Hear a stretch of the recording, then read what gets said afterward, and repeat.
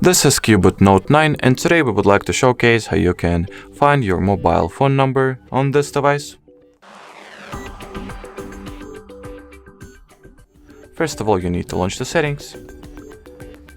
Next, scroll the page all the way down and enter the About Phone section. And in here at the very top of the page, you'll be able to see the, phone number that is saved into the SIM card memory if it has been saved at any point in time. So as you can see in my case, when it comes to the SIM card installed in the first slot, it shows the SIM card, of course, the phone number. But unfortunately, it is not true for the SIM card number 2 since in its own memory, it does not have the mobile phone number saved. Alrighty, so that would be it for this video. Thank you so much for watching and bye-bye.